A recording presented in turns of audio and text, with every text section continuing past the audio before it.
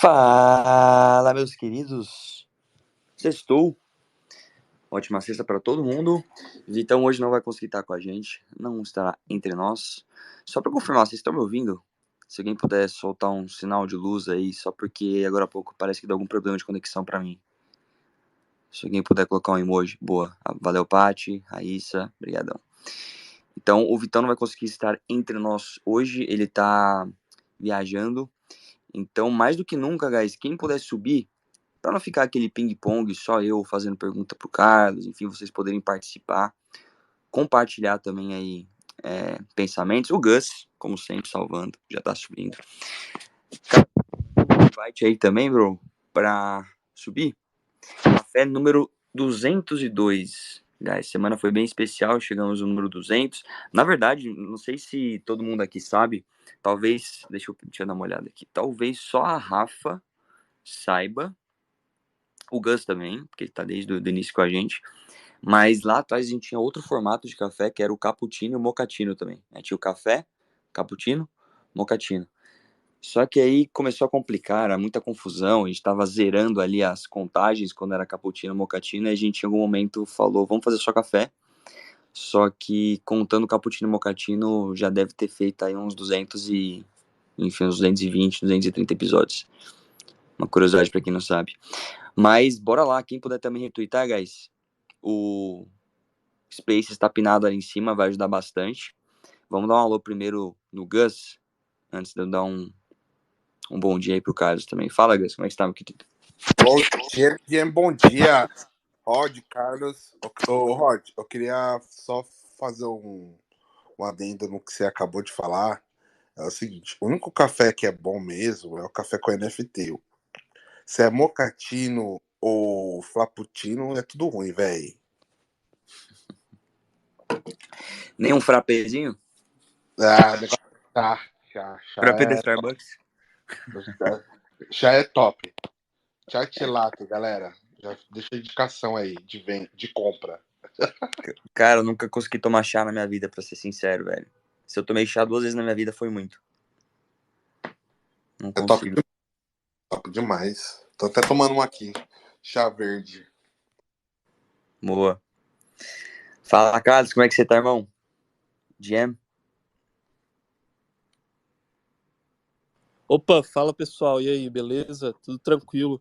Pô, já vou pedir desculpas porque começou uma obra aqui em cima, cara. Então, se tiver muito barulho aqui, eu vou precisar de uns minutos para ir para outro lugar aqui e seguir o café aqui. Mas bom dia aí para geral, cara. Um tema bem bacana aí e valeu por ter me convidado aí, Rodrigão. Sem problema. Cara, mais uma vez agradeço por ter aceito o convite. Vocês aí são de casa, né? Acho que deve ser a quarta ou quinta vez que vocês vêm. E eu não escondo de ninguém, assim, né? Vocês são os caras que eu mais respeito em cripto pelo trabalho, por ter uma... E também por um lado, assim, mais idealista, né? De que eu tenho uma sinergia muito grande com o modo de vocês pensam, de pensar em longo prazo, de olhar para fundamentos, de ser bem pés no chão, né? De olhar para o macro, entender a narrativa que tá surgindo, né? Que vai fazer sentido para o próximo ciclo, por exemplo, mas olhar isso sempre baseado em fundamentos e não baseado em especulação, né? Então, enfim, já falei isso várias vezes e eu sempre recomendo a Mercúrios e fico muito feliz quando vocês vêm para cá. Aliás, eu tô até para falar com o Bills, faz um tempão que ele não vem, tentar trazer ele aqui também. E não se preocupa em relação ao barulho, acho que não tá dando pra ouvir nada. Qualquer coisa você dá um toque e a gente espera um pouquinho, enfim, dá um tempo aí. E, guys, hoje o episódio também vai ser um pouquinho mais curto, porque eu realmente preciso sair umas 8h55 em ponto pra uma reunião que é importante, que não dá pra eu atrasar. E como o Vitão não tá aqui, enfim, só tá eu como host aqui. Mas, vamos lá. O Carlos, pô, a galera já te conhece, já é de casa. Então, queria até ser um pouco mais sucinto nessa parte, perguntar para você, porque faz um tempinho que eu não converso com o pessoal da Mercúrios, né? O que vocês estão olhando, principalmente aí nos últimos 3, 4 meses? Tem as narrativas que vocês já falam há muito tempo, né? Que vocês acompanham, que são as Layer 2, os Rollups, ZK, enfim. Eu vi que vocês estão falando mais recentemente bastante aí, olhando para Liquid Staking, mas tem alguma mudança, algo que vocês começaram a observar mais aí nos últimos tempos, alguma tendência macro ou de narrativa cripto que vocês estão começando a olhar com mais carinho? Eu queria começar por essa visão um pouquinho mais ampla, para depois a gente chegar especificamente em The Merge e começar a falar mais de Ethereum. Cara, a gente tem gastado um tempo agora revisando algumas teses de infraestrutura e de DeFi também, né? Então a gente fez recentemente análise de ecossistema de Polkadot, de infraestrutura de Polkadot, por exemplo, e algumas DeFi, tipo Pendle, SNX, Aave, algumas criptos assim nesse sentido. Mas é aquilo, né, cara? É bear market, eu acho que é muito mais o período de rever teses e entender quais são os caras que estão construindo assim, do que necessariamente meio que revolucionar assim a visão de mercado, sabe? Mas é um período bom assim, é um período bom para principalmente para poder estudar e solidificar as teses que a gente tem, né? Boa. E as teses que vocês têm continuam basicamente aquelas principais que eu citei, basicamente, para o próximo ciclo. Sim, cara. Basicamente, a gente sabe que, pô, que tem mais fundamento hoje no mercado é Bitcoin e Ethereum, né? Não tem como fugir muito disso. Quando a gente vai para um meio termo, assim, em que as coisas vão ficando mais arriscadas, porém ainda tem bastante destrava de valor, é principalmente segundas camadas e indústria de staking, assim. São, acho que, os dois principais setores, porque, cara, é uma narrativa muito clara que a gente precisa de mais escalabilidade e que a indústria de staking tende a crescer muito com o crescimento do próprio ecossistema, assim, né? Então, é mais grana sendo travada em staking, mais protocolos para aproveitar isso de diversas maneiras, seja Lido, Pendle, Libra, Maverick, enfim, vários protocolos nesse sentido. Então, acho que são os dois setores que, cara, alguns meses atrás já eram os que a gente mais apostava e hoje continuam sendo, assim. Boa. Só de curiosidade, vocês olham para alguma coisa de Web3 Games? Eu, pelo que eu saiba, talvez essa pergunta fosse melhor para o Bills, que eu acho que ele especificamente estava olhando um pouquinho mais para IMX. Não sei se você chegou a olhar para, enfim, para esse caso, ou para alguma tese parecida. Cara, sim.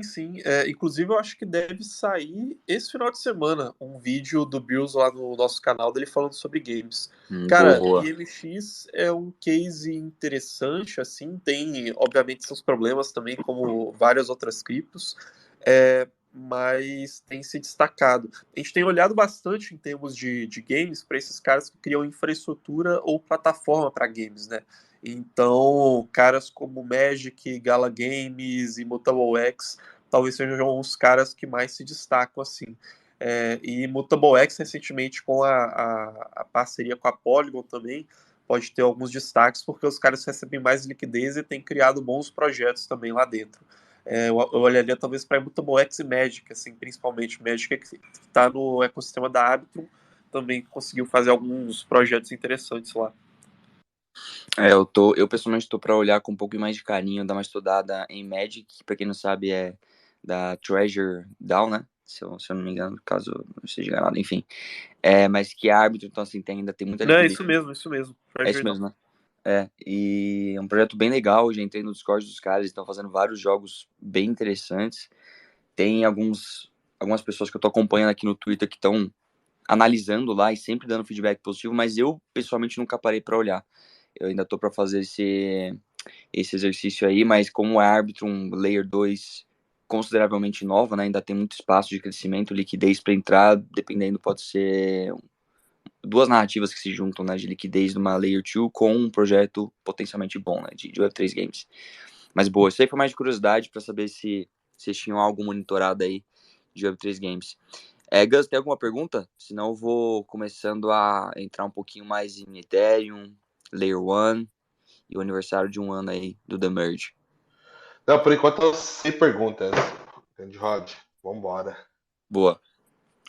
Ô, Carlos, eu lembro que quando aconteceu o The Merge lá em 2022, eu não conseguia nem acompanhar direito, que eu tava em Paris, tinha sido convidado lá pela Binance, fiquei alguns dias lá, então não consegui acompanhar de perto, mas eu vi que, acho que vocês mesmos, né, fizeram live ali acompanhando ao vivo, e só pra galera relembrar, qual que foi a principal mudança, né, antes de The Merge, por que que a Ethereum caminhou para isso, por que que ela precisou ir para The Merge, se você puder explicar pra galera que ainda não entendeu ou que entrou mais recentemente nesse mercado.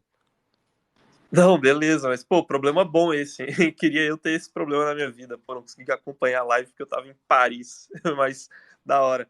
Mas, cara, fazendo uma recapitulação, assim, meio que o The Merge, ele foi, talvez, um dos maiores feitos de engenharia da computação que a gente teve nos últimos anos, assim, sabe? Não só em cripto, como em ciência da computação, de fato, como um todo, né? Qual que foi a ideia ali? Foi justamente você fazer uma mudança do motor do carro com o carro andando, né? Então, você mudar o algoritmo de consenso do Ethereum, que era uma parada que já estava planejada há muito tempo, assim, né?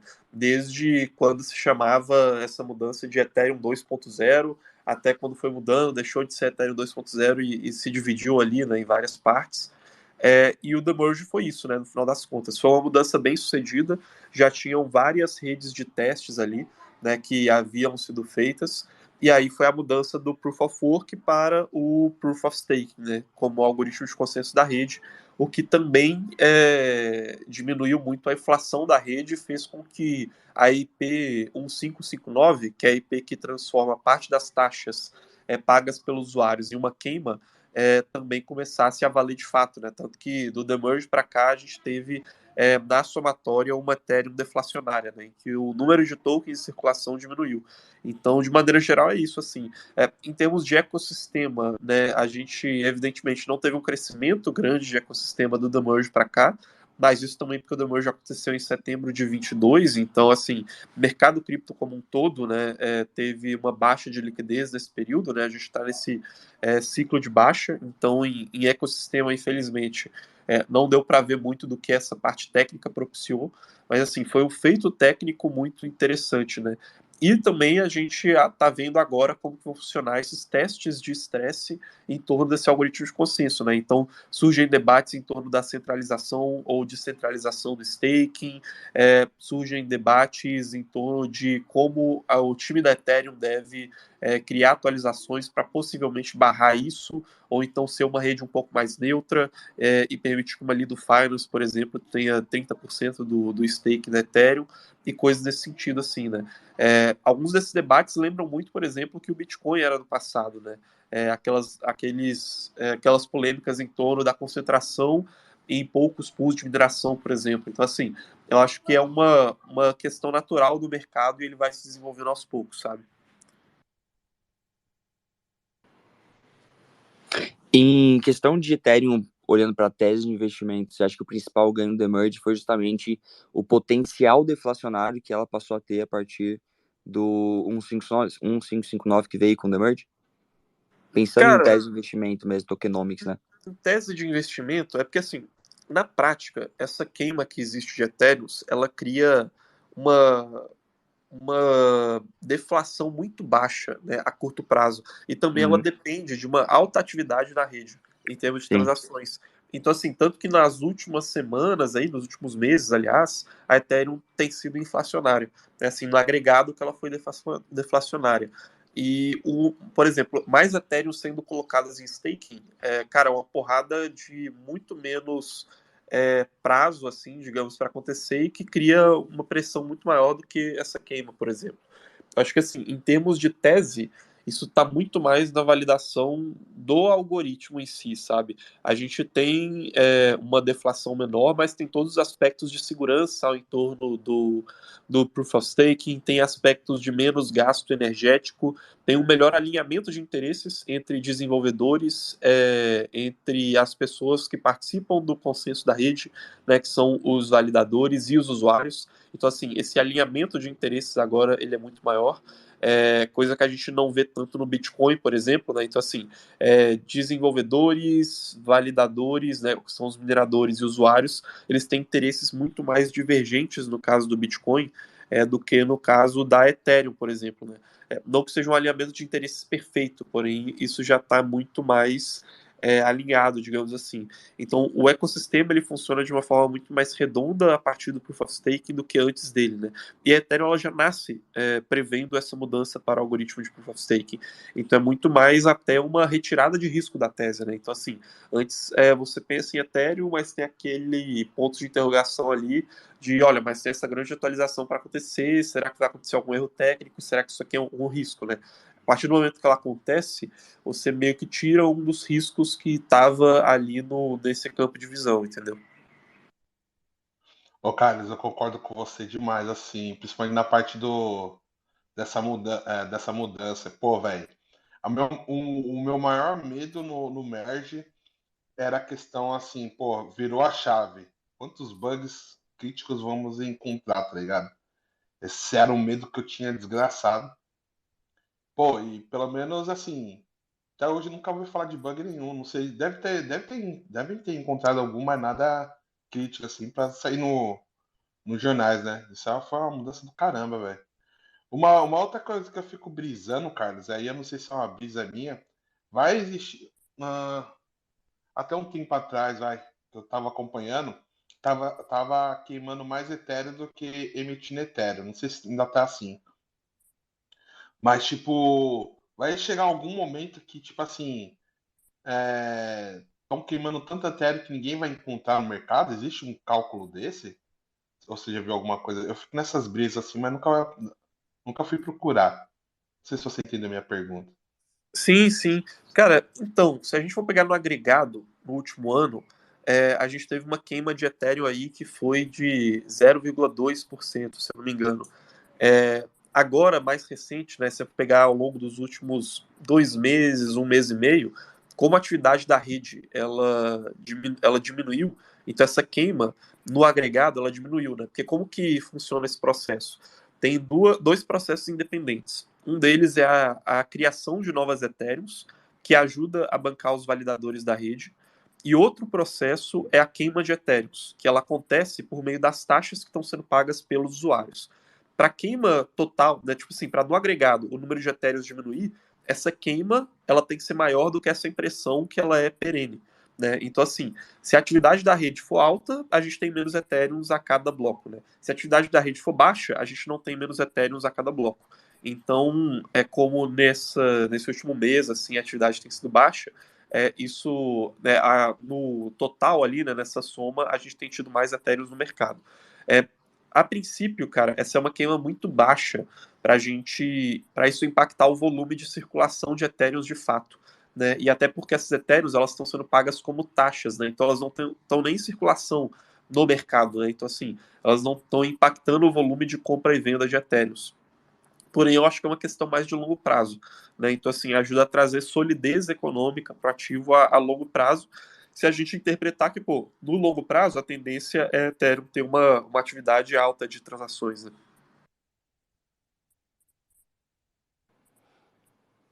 Acho que esse é o ponto, Gas. Agora sim, acho que é até um cálculo que não tem muita relevância, porque seja inflação ou deflação, vai ficar aí no 0,2% para cima ou para baixo. Mas imaginando, quem sabe, sei lá, 10 anos, imaginando que Ethereum se consolide como uma camada principal de construção de soluções descentralizadas, né? Imagina, sei lá, 10 vezes, 50 vezes o volume, a quantidade de pessoas atuando na rede hoje. Aí sim, acho que é o momento de talvez o pessoal olhar para isso com um fator de relevância, né? Seja para gerar inflação ou como deflação, principalmente deflação, né? Com aumento de volume. Só para não pegar isso aí, eu sei que não é. Vou fugir rapidinho, Carlos, para só essa, né? Para Bitcoin, porque eu sei que você fez um estudo completo e foda sobre Bitcoin uns meses atrás, que é também para não perder esse gancho aí de tokenomics. O Caspa falou algumas vezes, que eu achei bem legal, nunca tinha pensado sobre isso, que a gente tem lá o Bitcoin, o grande tesão do Bitcoin, 21 milhões, 21 milhões é bom, né? 21 milhões de unidades, para quem vem aí de estudo econômico, né, entender isso como um ativo escasso e programado com essa escassez, para fugir de moeda de governo, etc, né, toda aquela narrativa. Mas isso traz discussões do quão sustentável é, principalmente no longo prazo, né, para para mineração, enfim, para incentivos aí pagos aos mineradores, o tanto que é sustentável economicamente no longo prazo. Então, essa é a única pergunta aqui para o Fugir de Ethereum que eu não queria deixar de fazer, que eu queria saber a sua opinião. O Casta comentou de, em algum momento, se não faria sentido, é tese, tá? Então, eu não estou dizendo que ele afirmou isso, mas se em algum momento não faria sentido o Bitcoin ter uma inflação programada também. Então, isso vai totalmente contra o ethos, né, de 21 milhões da escassez, mas que, por outro lado, ajudaria bastante a resolver o problema de sustentabilidade de longo prazo, ao mesmo tempo que você tem as cartas no jogo, né, abertas no jogo, ou seja, cara, a inflação vai ser de 2% ao ano, o que é menor do que a maior parte das moedas do mundo inteiro, e isso garante a sustentabilidade de toda a rede, a segurança ali no longo prazo e viabiliza a sustentabilidade disso. E todo mundo sabe que essa vai ser a inflação, então as cartas estão dadas. Mas, de novo, isso vai completamente contra o ethos da escassez ali de uma moeda de 21 milhões de unidades. O que você já deve ter com certeza ter ouvido o Casta falar sobre isso, enfim, queria saber um pouco da sua opinião. Não, com certeza, o negócio falou, a gente fez um estudo justamente voltado nessa questão, né? Qual que é o dilema, né? Hoje a gente tem no Bitcoin uma receita que é gerada para poder pagar pela segurança da rede, e 95% dessa receita está, em média, em períodos de normalidade do mercado, ela vem de novos Bitcoins que estão sendo criados. 3% dessa receita vem das taxas que são pagas pelos usuários em transações. Qual que é o problema? A longo prazo, né, você precisa que essa receita ela banque a segurança da rede para ser compatível com o tamanho e a relevância de mercado do Bitcoin. Né? Existe toda aquela questão do ajuste de dificuldade e tudo mais, mas esse ajuste de dificuldade da rede, ele cuida muito mais de ajustar a teoria dos jogos para que a gente não tenha atacantes internos da rede. A longo prazo, se você quer que a rede ela se defenda de ataques externos, você precisa que ela tenha um orçamento de segurança grande, né? Ou seja, você tenha uma receita relevante que vai se tornar o custo que os mineradores vão gastar em energia elétrica e em equipamentos de hardware, tá? Então, assim, esse é o problema. E a longo prazo, né, o que o pessoal fala, mas o preço do Bitcoin vai subir. Porém, o preço do Bitcoin ele só impacta a linha de receita que advém da criação de novos Bitcoins, que são esses 97% hoje. Porém, a cada halving que acontece, essa receita tende a diminuir. E não tem como o preço do Bitcoin dobrar a cada halving. Entendeu? Isso é matematicamente impossível, né? Porque o Bitcoin, por exemplo, hoje, para ele chegar no market cap do ouro, ele teria que multiplicar por mais ou menos 26 vezes. Né? Então, assim, em poucos halvings já não teria mais espaço para o Bitcoin dobrar de valor. Senão, assim, o Bitcoin ultrapassaria o PIB mundial, entendeu? É uma coisa impossível. E aí a gente vai depender, querendo ou não, seja em mais ou menos halvings, a gente vai depender que a segurança da rede seja sustentada somente por aquilo que é pago pelos usuários, que hoje é 3% da receita, porque não existe uma demanda por espaço de bloco do Bitcoin. E, historicamente, conforme o preço do Bitcoin subiu, essa demanda não cresceu, porque essa demanda ela é medida em dólares e pela demanda pelo espaço de bloco, né, que é um ativo escasso, digamos assim, é uma commodity. Então, se você pega, por exemplo, os últimos ciclos de alta do Bitcoin, esses 3% ali de receita que são gerados, eles aumentam conforme os blocos do Bitcoin ficam congestionados, mas depois eles diminuem novamente, mesmo que o preço do Bitcoin não tenha retornado para o que ele era antes. Ou seja, mesmo o preço do Bitcoin subindo, essa demanda não aumenta, porque essa demanda pela realização de transações não cresce. Então surgem algumas opções, né? Ou o Bitcoin ele diminui a sua relevância no mercado em algum momento, porque esse orçamento de segurança ele vai diminuir e aí o tamanho de mercado tem que ser compatível com isso. Ou a gente acha alguma forma de aumentar essa receita que vem de transações, que pode ser, por exemplo, pelo novo ecossistema do Bitcoin, por meio de NFTs do Bitcoin, coisas nesse sentido.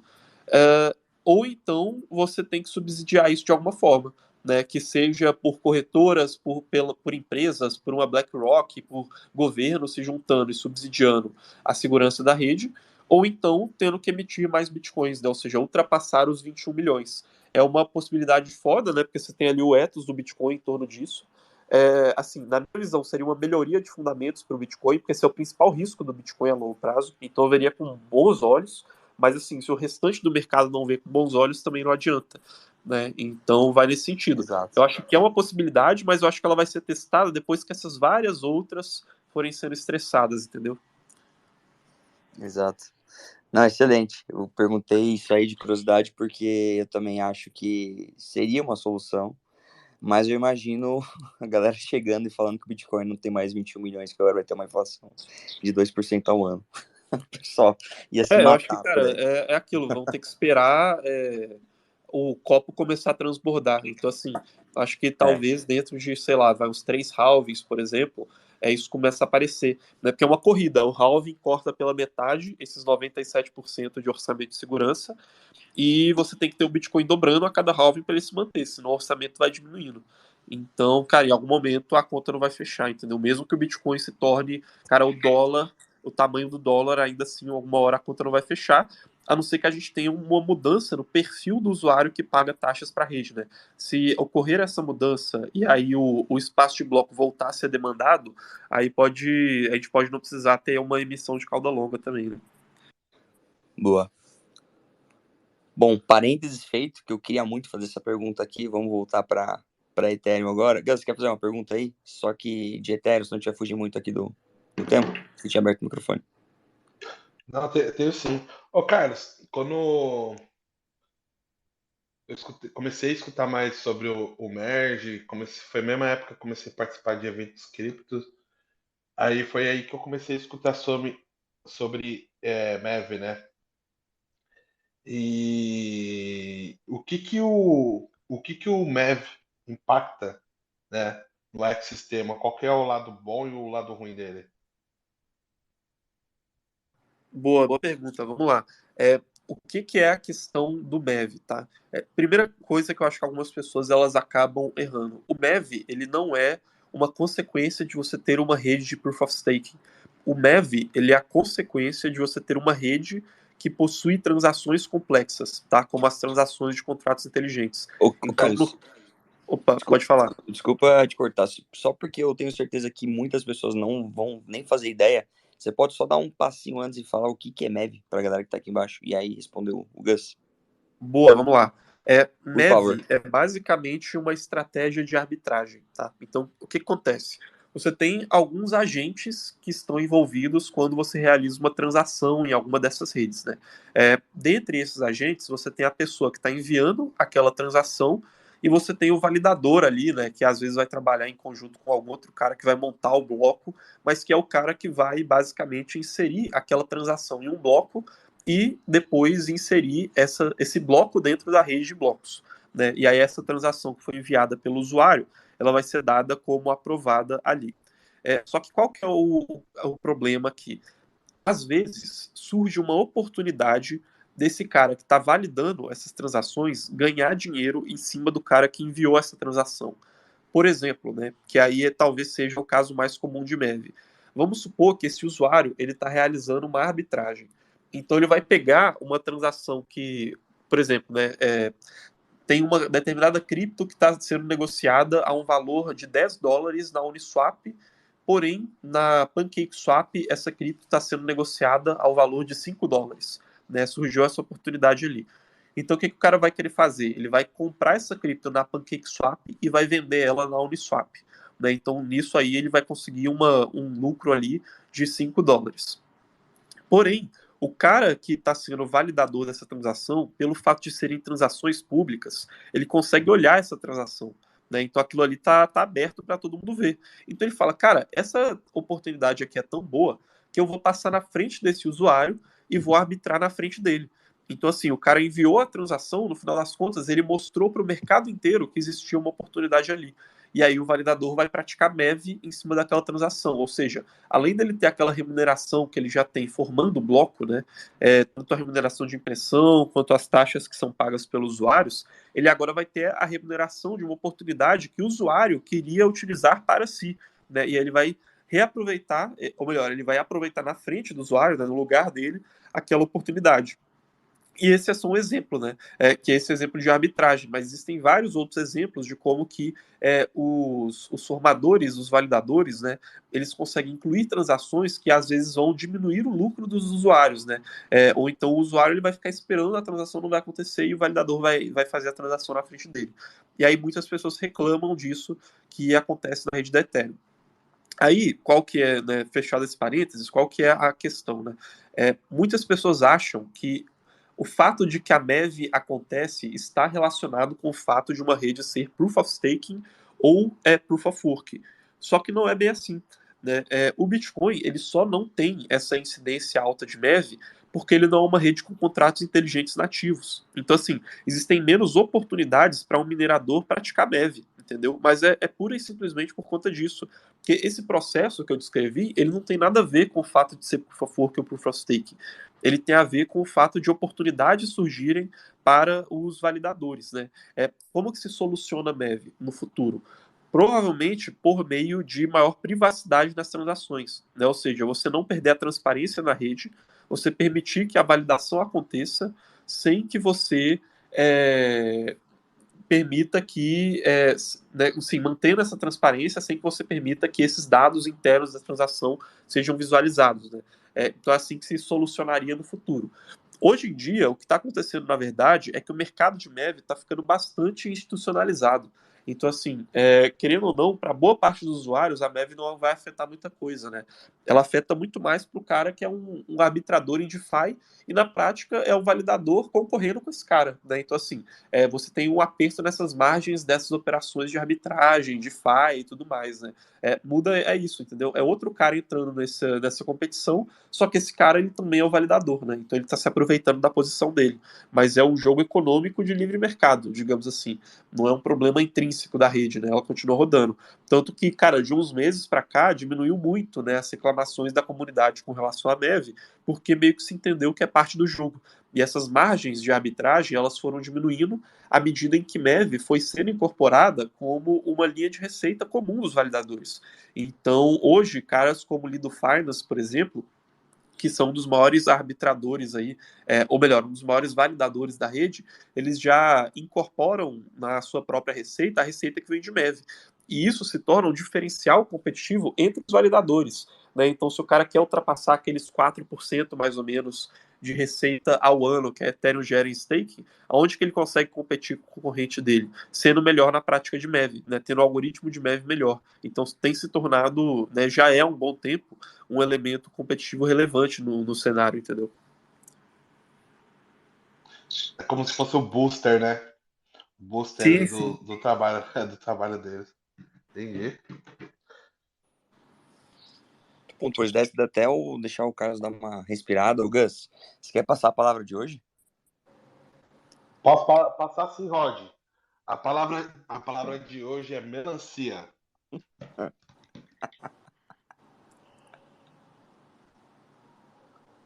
Melancia é a palavra de A gente hoje. tá trolando, guys. Na melancia não, tá? Ele tá zoando. Não, podia deixar, hein, Rod? Podia deixar. O pessoal ia Ia ser mandar, o engraçado pessoal ia vir. mandar uma frase com fim de melancia pro Cioff depois. Não, ia ser muito engraçado, velho. Aí a gente fala assim, não, mas foi o Gus que deu a palavra e já sabe que deu ruim. Vai ser. Outra vez ele perdeu a palavra, eu falei abobrinha, e aí ficou engraçado o final da frase. Boa, mas não é melancia não, guys. Daqui a pouco eu passo pra vocês. Ô, Carlos, eu lembro que na época lá do The Merge, tinha muita gente confundindo, achando que o The Merge era a etapa ali do roadmap da Ethereum que resolveria o grande problema de escalabilidade. Então tinha essa confusão bastante comum na época, né? Até de criador de conteúdo, lembro que uma galera falava bastante, enfim. Então, conta um pouquinho mais sobre realmente o The Merge aconteceu. Agora, qual etapa que a gente está no roadmap da Ethereum e agora realmente, né, que vão ocorrer os incentivos com os EIPs, etc., para realmente fomentar o sistema, né, o ecossistema aí de escalabilidade da Ethereum, com Layer 2, a ZK, Rollup, enfim. Então, que estágio que a gente está agora e como que está a escalabilidade da Ethereum, se você puder falar um pouquinho sobre isso. Boa. Então, essa confusão que o pessoal tinha, em boa parte até culpa da Ethereum mesmo, né? Porque qual que é o lance? Antes eles queriam atualizar a Ethereum para a chamada Ethereum 2.0, né? E ficou anos nisso, né? E aí a atualização não dava direito, o time já não era tão profissional na época, né? Depois isso foi melhorando. Então, a Ethereum 2.0 era uma atualização que visava, cara, resolver todos os problemas da Ethereum, né? Então, cara, tudo que tivesse de problema o pessoal colocava nisso. Ah, a rede não é tão rápida? Vai ser Ethereum 2.0. Ah, tem que mudar o algoritmo de consenso? Vai ser Ethereum 2.0. A logo tá feia, eu não gosto do Vitalik, eu quero mudar não sei o quê. Eu quero mudar a interface do site da Ethereum. Cara, joga tudo em Ethereum 2.0, entendeu? É tipo, você empurrando a sujeira para debaixo do tapete e o tapete chama Ethereum 2.0. Depois de um tempo, né, o time da Ethereum foi ficando mais profissional, e aí isso se dividiu em diversas fases, né? E abandonou o termo Ethereum 2.0, né? Isso aí já é um termo que hoje é ultrapassado. Naquela época, a escalabilidade que o pessoal queria seria por meio de um sistema de shardings na Ethereum, que seria meio que a própria Ethereum ela se dividir em várias redes satélites, como se fosse uma rua que está congestionada, que se divide em várias outras ruas, e elas são todas iguais e paralelas, né? Então, esse seria o sistema de shardings da Ethereum.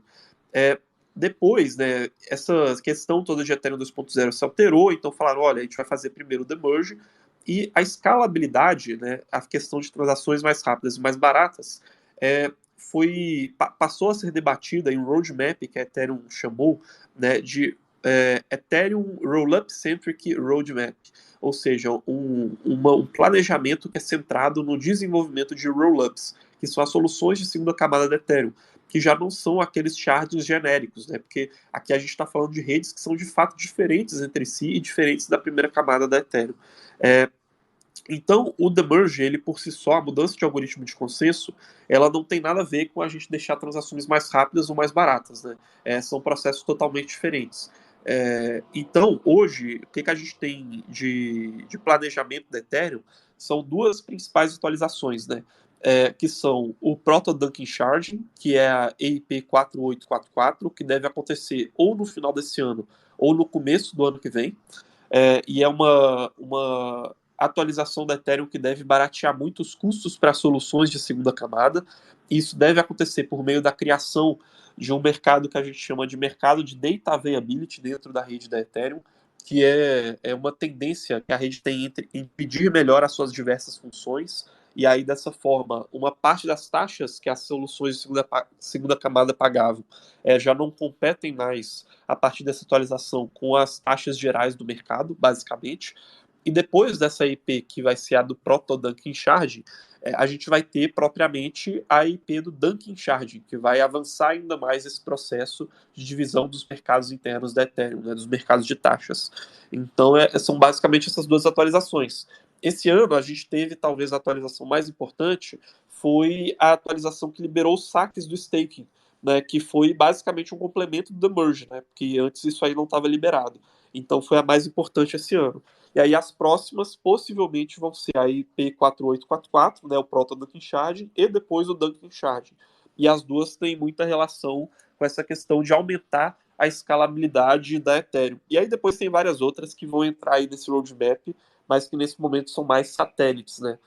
Atualizações que vão alterar um pouco o jogo econômico do staking, tem atualizações no sentido de tentar melhorar questões de privacidade, de finalidade da rede, de account abstraction, enfim, tem várias outras aí. Mas as principais são essas, focada em escalabilidade, pelo menos até o começo do ano que vem ali, quando a gente tiver o Proto Dunking Charge EP4844 sendo realizado. Show de bola. Eu tenho mais uma pergunta, e aí da minha parte, pô, já vou estar super atualizado aí. Não sei se o pessoal quer subir, até pela questão do tempo, que tem mais 10 minutinhos, né? Vou precisar sair um pouquinho antes. Então, guys, quem quiser, esse é o momento. Levantem o dedinho pra gente puxar vocês, ou mandar no chat também. Gus, você tinha aberto o microfone, você quer ir antes da minha aqui, da minha última? Né, pior que eu tinha. Mano, vai embora. Esqueceu? Esqueci, Boa. Não, eu só ia perguntar, eu também acho que vi um vídeo de vocês não faz tanto tempo, deve ter uns 2 meses, é, acho que foi, não sei se foi você ou o Bills, talvez tenha sido o Bills no vídeo, falando sobre as Layer 2, né, a comparação. Quais que vocês, dentro da análise, né, vocês olham vários pontos fundamentalistas, quais que vocês veem com melhores olhos aí das principais hoje, Arbitrum, Optimism, enfim, as outras que estão surgindo? Cara, assim, tem vários pontos específicos, né, nessas redes de segunda camada, assim.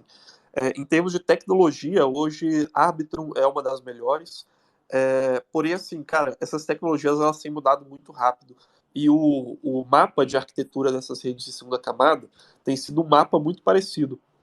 Então, assim, a gente ainda não tem clareza de quais tecnologias vão de fato ser diferenciais competitivos e em quais pontos, às vezes, a tecnologia só não tem que melhorar para trazer menos fricção para o usuário, coisas nesse sentido, né? Por exemplo, a tecnologia de ZK Rollups, que antes se pensava que seria um baita diferencial, hoje tem se mostrado que é uma opção dentre várias no mercado, né, digamos assim. Então, os Optimus Rollups conseguiram se adiantar bastante, né, como Optimus, a Optimism e a Arbitrum, né, principalmente. Mas, assim, quando a gente olha para essas redes, né, quais são hoje as principais? Polygon, Optimus, Arbitrum, zk-Sync e talvez uma Starknet ali, né? E aí você tem, por exemplo, uma Base, que é a solução da Coinbase, porém ela foi feita em cima da solução da Optimus, né? Hoje, assim, eu acho que a que tem o produto mais redondo em termos de investimento tem sido a Polygon. Até porque ela tem um token que está muito mais preparado para o investimento e ela tem o planejamento mais robusto para tokenomics dentre todas essas redes, né? E continua sendo a rede que mais tem contato com clientes institucionais, com esse mundo um pouco mais corporativo. Então a Polygon ainda, na minha visão, ela está na frente das outras como uma forma de investimento. Depois a gente tem aí principalmente Arbitrum e depois um pouco ali de Optimus, tá? Mas assim, provavelmente vai se alterar muito ao longo desses próximos meses, assim, essa dinâmica para termos de investimento, entre você ter uma única solução de segunda camada ou então você ter uma cesta de soluções de segunda camada, né? Conforme a tecnologia vai se alterando e a dinâmica competitiva vai se alterando, isso daí vai ficando um pouco mais claro e vai mudando também, assim, para a formação de portfólio de investimentos, sabe?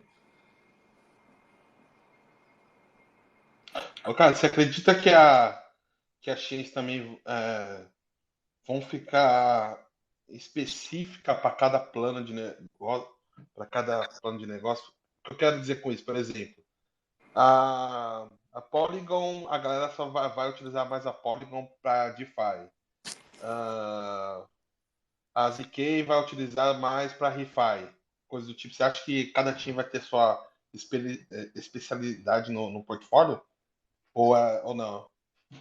Cara, é uma possibilidade, mas o que a gente tem visto muito, né? É, Esse ano, essas soluções de segunda camada, elas avançaram muito para poder criar os kits de desenvolvimento, né? Que são, assim, kits para tornar a criação de uma solução lá dentro mais personalizável. Então, a Polygon já tinha isso ano passado com as Supernets, e aí cada uma delas foi criando seus próprios kits de desenvolvimento, né? A Arbitrum tem o seu kit, a ZK-Sync também tá avançando com o dela. A Optimism tem o OP Stack, né, que foi escolhido por várias empresas aí. A Coinbase escolheu o OP Stack para criar a rede deles. A WorldCoin escolheu, a A16Z escolheu.